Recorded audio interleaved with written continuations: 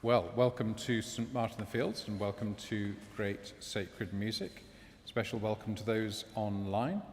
And if you didn't already know that we're talking about marriage today, I think our opening anthem might have given you a little bit of a clue. We can think of marriage as three faces. What we could call face to face, what we could call side by side, and what we could call back to back. And in the words of the great saint of the church, Meat Loaf, 2 out of 3 ain't bad in the case of most married couples. The paradox about marriage, I think, is that there can be no more overused metaphor for the relationship between humanity and God than marriage. And yet people's experience of marriage varies so greatly. One Californian politician in the 80s was approached about what he thought about gay marriage, and his reply was, I think gay people ought to be allowed to get married. They should be able to be as miserable as the rest of us. He wasn't actually married, I hasten to add. But one way I like to characterize marriage is in terms of 3 little words. The word if being translated into the word always, the word for being translated into the word with, and the word ask being translated into the word wonder, which renders the phrase always with wonder. Now, one of the great debates in the church is whether marriage is a sacrament or not. For Catholics, of course it is. It's one of the 7 sacraments. For Protestants, there are only 2 sacraments, and so marriage is not a sacrament. For Anglicans, as always with these things, it's neither yes nor no, it's maybe. That's a very Anglican word, maybe. So it's very ambivalent in the Anglican tradition whether marriage is a sacrament or not. One of the things that you need to have a sacrament, going back to the definition offered in the 13th century, is it needs dominical institution. In other words, Jesus must have said it was, which is pretty easy for the Eucharist. Do this in remembrance of me. You can't really miss any part of that.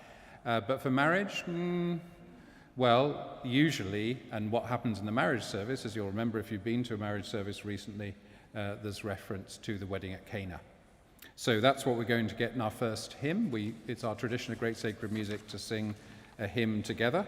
And on the inside of the sheets, you'll find the hymn we're going to sing in a moment. If you haven't got a sheet, you'll find one in the center aisle, just towards the back. And this is a hymn written by Timothy Dudley Smith, which begins characteristically with the wedding at Cana. So we remain seated, the voices stand and lead us as we sing At Cana's Wedding Long Ago. Thank you.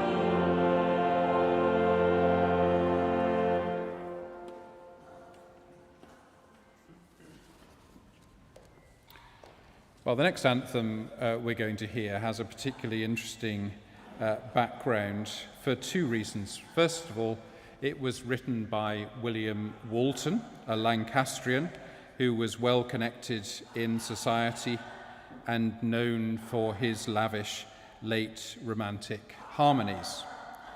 He wrote a famous anthem in 1938 for the wedding of the Honourable Ivor Guest and Lady Mabel Fox Strangways. That's quite a mouthful. What was particularly interesting about the wedding was that Walton and Ivor's mother, Lady Alice Wimborne, were, shall we say, what's the technical phrase today? Constant companions, or very closely linked, or had grown increasingly close during the pandemic, I think is a phrase that I've heard quite a lot recently. It's a florid piece. It uses solo voices and pedal notes in the harmony to create a striking anthem. But the second thing that's fascinating about this anthem, other than its connection between the composer and the bridegroom's mother, is it takes the verse from Song of Songs about love being as strong as death. And that verse from Song of Songs, chapter 8, is one of the most powerful and poignant verses in the whole Bible. In fact, you could almost say that love is stronger than death is the sentence that sums up the whole Bible. So it's not without good reason that people make connections between the love of God for humankind and the love of bride and bridegroom for one another. Doesn't always work out, of course, that way for bridegroom and bride, but the Christian faith is it always works out for God. Let's hear the voices sing for us, "Set me as a seal upon your heart."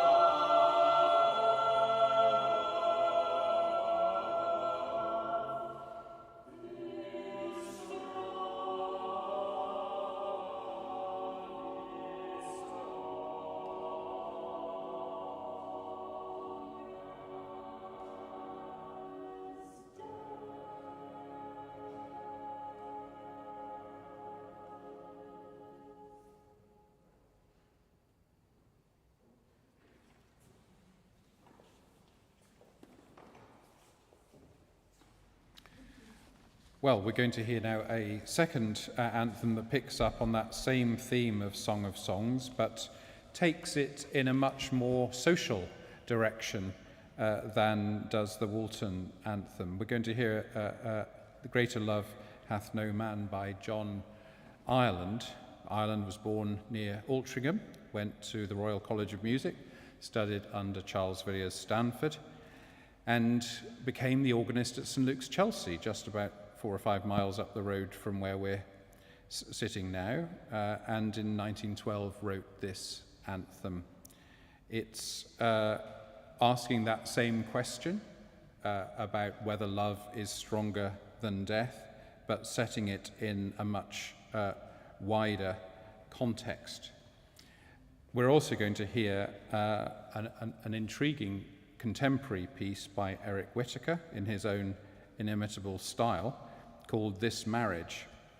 Now, Rumi, or Jalal al-Din Muhammad Rumi, as I'm sure you most obviously know him, was a 13th century Persian poet, Islamic scholar, theologian and Sufi mystic, originally from Greater Khorasan in Greater Iran. He was born in a place called Wagner, a village in present-day Tajikistan. I don't know if you know the novelist Elif Shafak. She came here, and I interviewed her a few years ago. We had a whole church full of mainly Turkish people, but an awful lot of Turkish feminists, which is a category you don't always hear that much about. Elif Shafak is Turkish, British and French, I think, and has lived in all 3 countries. She wrote a book called The 40 Rules of Love some years ago, which I highly commend to you if you don't know it, because it describes the meeting between Rumi, the Sufi mystic, with the dervish Shamsi Tabrizi in 1244, which changed Rumi's life. And he'd been an accomplished teacher, an expert on Islamic law, and then he was transformed into an ascetic. And what Elif Shafak does in her novel is tell the story in an incredibly poignant way as a kind of a love story. It starts with telling the story of Rumi and his wife and a happy marriage with children, and then the encounter with Shamsi Tabrizi, in which it was almost like Rumi fell in love in a Platonic way with the dervish, certainly portrayed dervishes in a better light than I'd heard them portrayed before, and out of that friendship, that companionship, came the 40 Rules of Love, which Elif Shafak also narrates in her novel. So 2 contrasting pieces, one from the classical choral period of English composition before the First World War, and now very much associated with Remembrance Sunday, I should say, and then a contemporary piece based on the 13th century mystic Rumi.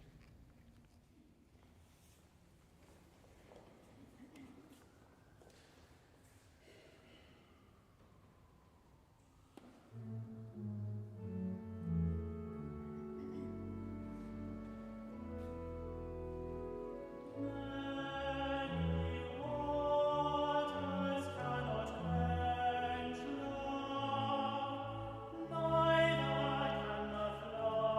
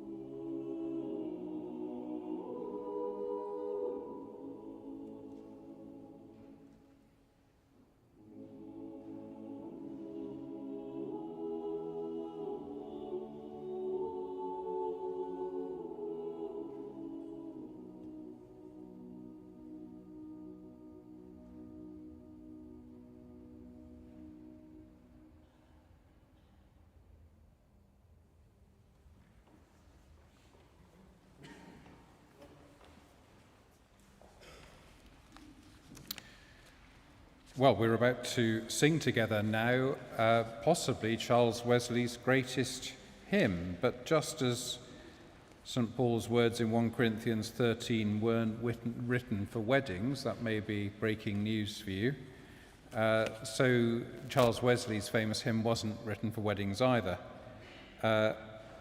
It's sometimes sung in 4 verses. Today we're going to sing it in 3. The opening verse is a prayer for the Saviour to visit the trembling heart. The second is about the receiving of grace, enabling the soul to pray and praise. And then the climactic verse is the transformation of creation into the glory of heaven. Now, I think I read earlier today that when you quote one person, when you quote but don't attribute one person, it's called plagiarism. But when you quote but don't attribute many people, it's called research.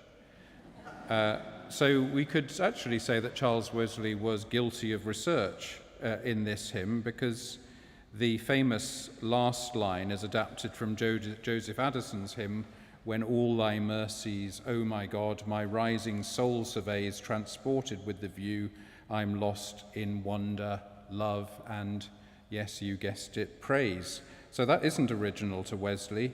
And actually the first line is adapted from John Dryden's verse, "Fairest isle, all isles excelling, seat of pleasures and of loves." So a bit of research by Charles Wesley that he put into to putting this hymn together, but I don't think we begrudge it to him.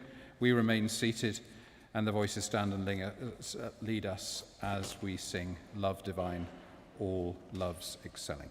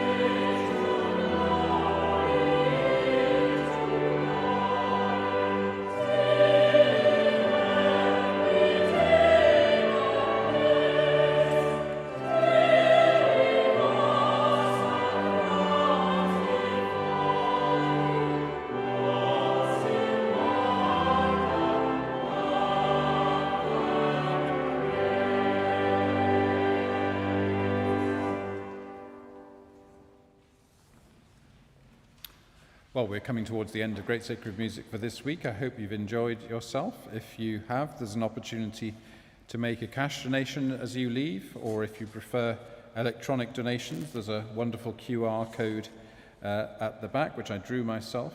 Actually, that's not true. and there are various other technical ways that you can contribute to making this tradition continue forever. Do look out for our Choral Classics sister programme on Sunday afternoon at 3:15, and do come back next Thursday for GSM. We're going to finish in a perhaps unsurprising fashion with a slight twist. The Symphony for organ number 5 in F minor was composed by Charles-Marie Widor in 1879, and he recorded the final toccata, which I think you might recognise, in his 89th year.